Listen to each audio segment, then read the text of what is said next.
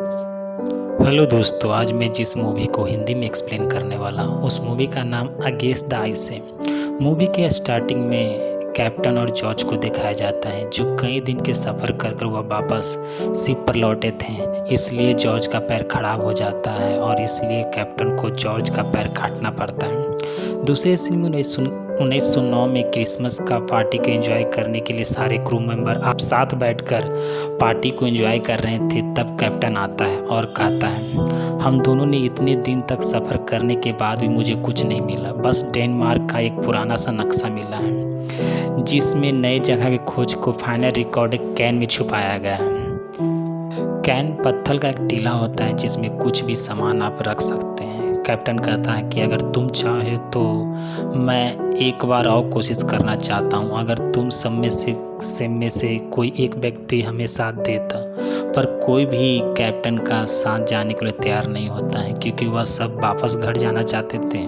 उसमें से एक लड़का था जिसका नाम लिविंगस्टन था। वह कैप्टन से मिलता है और कहता है कि अगर आप बुरा ना माने तो मैं आपके साथ चल सकता हूँ। मुझे गन चलाना आता और मैं कुत्ते को कंट्रोल करना सीख लूँगा। कैप्टन उस समय कुछ नहीं बोलता है। वह कहता है कि मैं उस बारे में कुछ सोचूंगा। दूसरे दिन जब आता है तो लिविंगस्टन कुत्ता कंट्रोल करने की कोशिश करता है, तब उससे कंट्रोल नहीं होता है। तब एक व्यक्ति आता है और कुत्तों को और कहता है कुत्तों को अपना दोस्त मत बना, उससे नौकर मानो, समय आने पर इसे तुम्हें खाना भी होगा। और ये सब कैप्टन देख रहा था और इसलिए जॉर्ज को कैप्टन अपने पास बुलाता और लिविंगस्टन के बारे में पूछता है। कहता है कि लड़का कैसा है। जॉर्ज कहता है कि लड़का हिम्मत वाला है, दिलेर और खासकर वो आपका फैन है। पहला दिन 1990 जब लोगों से मिलकर कैप्टन और लिविंगस्टन दो डॉग स्लेडिंग और कुछ सामान के साथ वह दोनों विदा होते हैं, तब उन्हें एक ऊंचा पहाड़ दिखता है। लिविंगस्टन कहता है कि क्या कोई और रास्ता नहीं है। कैप्टन कहता है कि नहीं, हमें इसे ही पार करना होगा। वह दोनों मिलकर डॉग स्लेडिंग को खींचकर वह बारी बारी से चढ़ाते हैं। रात को वह टेंट लगाकर एक दूसरे से बात करते हैं। लिविंगस्टन एक पेपर पढ़ता है जिसमें डेनमार्क के बारे में कुछ लिखा रहता है और उस कार के बारे में लिखा भी रहता है जो बर्फ पर चलता है। 26 दिन कैप्टन नक्शे को समझने की कोशिश कर रहा था और लिविंगस्टन खुशी होकर वह गाना गा रहा आगे बढ़ते जाता है। रात के समय लिविंगस्टन डेनमार्क के बारे में पूछता है। कैप्टन डेनमार्क को कहता हुआ अच्छा खोजी था, पर वह हदें भूल गया था जिसके कारण वह मारा गया। दूसरे दिन बर्फ को गलाकर ट्रॉली के पहियों को पानी से चिकना करता और कहता है कि तुम्हें तेज़ी से आगे बढ़ना है तो तुम्हें यह करना होगा, और वह तेज़ी से आगे बढ़ते हैं। तब कैप्टन लिविंगस्टन से कहता है कि तुम्हें स्पीड कंट्रोल करनी चाहिए क्योंकि डॉग को मिट्टी की खुशबू आ रही है।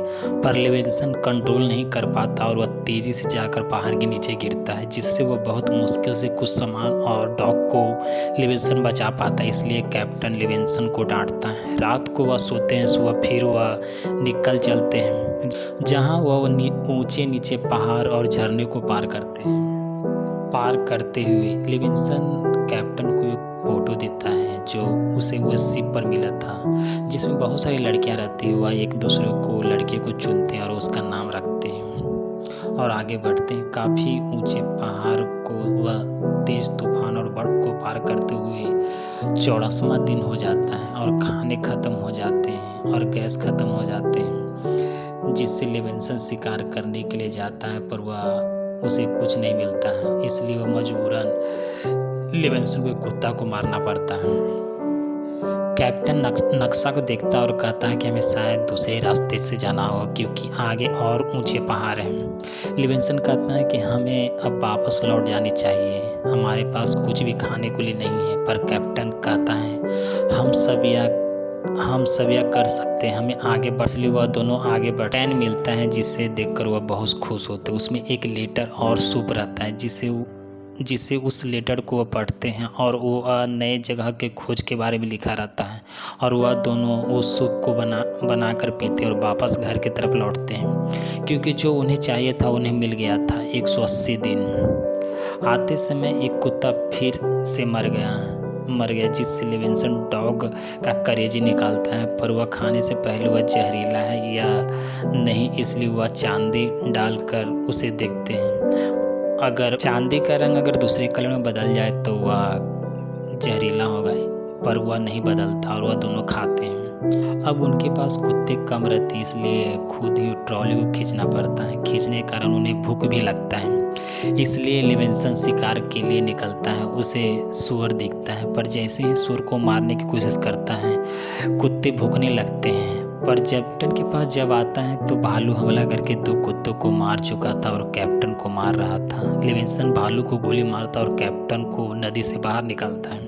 सारे कुत्ते मर गए थे, इसलिए उन्हें ट्रॉली को छोड़कर कुछ सामान लेकर आगे बढ़ते हैं, पर उन्हें लगता है कि वह शायद शिप पर नहीं पहुंच पाएंगे, इसलिए वह उस लेटर को वह पहाड़ के कैन में बनाकर उसे रख कर आगे बढ़ते हैं और वह पहुंच जाते हैं। पर वह सारे जा चुके थे और जहाज को तोड़कर वह कमरे बना दिए कर साल भर का खाना छोड़कर गए थे। अगर वह वापस आए तो वह खाना खाकर जिंदा रहेंगे, क्योंकि जब तक बर्फ़ नहीं पिघलता वह वापस नहीं आ जाते। वह भरपेट खाना खाते हैं और स्नान करते हैं और आने की उम्मीद में वह बार बार जाकर देखते हैं कि कोई आ तो नहीं रहा, पर कोई नहीं आता। लिविंगस्टन कहता है कि अगर ऐसा हुआ तो कोई बर्फ़ पर चलकर लड़की आए तो कैसा होगा। दरअसल लिविंगस्टन बैचलर था और वह चाहता था कि कोई लड़की उसका दोस्त हो। कैप्टन अपनी नाजा के बारे में बताता, उससे मिलने के लिए मैं 15 साल की उम्र में पैदल ही गया था, पर मेरे भाई कभी नहीं चाहते थे कि मैं उसके साथ रहूं। दरअसल मेरी गर्लफ्रेंड बहुत खूबसूरत थी और मेरा भाई उससे जलता था। जब कैप्टन सो रहा था तो उसे लगता है कि तेज़ तूफान से वह कैन बर्बाद हो जाएगा, इसलिए वह दोनों दोबारा उस जगह पर जाते हैं और कैन से वो कागज़ निकालते हैं। जब वो आ रहे थे तब उन्हें वह पुरानी गाड़ी डेनमार्क की दिखती है जो पेपर में रहती है, जिसे देखकर लिविंगस्टन बहुत खुश होता है और उसे वापस अपने पास ले आता है। एक दिन लिविंगस्टन जब सुबह उठता है तो कैप्टन को ट्रॉली को तोड़ते हुए देखता है और वह तोड़कर कमरे पर लगा रहे थे ताकि कमरे और मजबूत हो सके। इसी तरह से दिन बीतते जाते हैं। हर दिन वह जाकर बर्फ़ को पिघलते हुए देखते हैं ताकि वहाँ से कोई आए, पर वहाँ से कोई नहीं आता है और इसी तरह से कैप्टन की तबीयत खराब होते जाता है। और एक दिन हॉट बैलून आकर टकराते हैं और जिससे की गर्लफ्रेंड नाजा बाहर निकलती है और कैप्टन से कहती है कि तुम्हें पता है कि यहाँ कोई नहीं आने वाला है। कैप्टन कहता है कि मुझे हाँ पता है कि यहाँ कोई नहीं आने वाला, और कैप्टन उसे नाजा को पकड़कर खूब रहता है। दरअसल कैप्टन की गर्लफ्रेंड का कल्पना थी जो बार बार उसकी गर्लफ्रेंड को उसके सामने प्रकट कर दे रही थी। जब लिविंगस्टन लकड़ी काट के जाता है तो कैप्टन बात करते हुए और डांस करते हुए देखता है। नाजा बोलती है यह तुम्हारे गर्दन पर क्या हुआ है। कैप्टन उसे दिखाता नहीं और कहता है कि यह बहुत गंदा है, पर जैसे ही लिविंगस्टन कमरे के अंदर जाता है देखने के लिए कि आखिर यह क्या कर रहे हैं, पर कैप्टन उसे बाहर भेज देता है। मेरी गर्लफ्रेंड है, बाहर ही रहो। और कुछ देर में वह चाकू लेकर लिविंगस्टन के पास आता है और उसे गर्दन पर बने जख्म को काटने को कहता है। लिविंगस्टन उस जख्म को काटता है तो कैप्टन बेहोश हो जाता है। जब सुबह कैप्टन जागता है तो उसके पास नाजा नहीं होती, जिसके कारण कैप्टन को लगता है कि नाजा लिविंगस्टन के साथ सोई है, इसलिए लिविंगस्टन को मारने के लिए कैप्टन जाता है और उसे मारता है। पर किसी तरह से लिविंगस्टन कैप्टन से छुड़ाकर वह कमरे में आ जाता है और कमरे में भी कैप्टन गन लेकर आ जाता है। लिविंगस्टन कहता है कि नहीं वह नहीं है, वह कल्पना है तुम्हारी, पर नाजा कहता है कि नहीं मैं कल्पना नहीं, मैं हकीकत में। इस कन्फ्यूजन में वह दीवार की तरफ गोली चलाता है। जब वह रात के समय वह दोनों कमरे में थे तब बेयर हमला कर देता है। उससे वह बचने के लिए वह दोनों चिल्लाते हैं और बेयर डर के मारे वहाँ से भाग जाता है। गन ले आते हैं क्योंकि फिर बेयर आकर हमला कर देते हैं। जैसे वह बाहर निकलते हैं तो बहुत सारे आदमी रहता है और उससे वह कहता है कि मैं आपको घर ले जाने के लिए आया हूँ। दिन के बाद वह दोनों को सम्मानित किया जाता है। नाजा आती है, कैप्टन को लगता है कि शायद यह भी कल्पना है, पर लिविंगस्टन कहता है कि यह रियल है और वह दोनों गले मिलते हैं।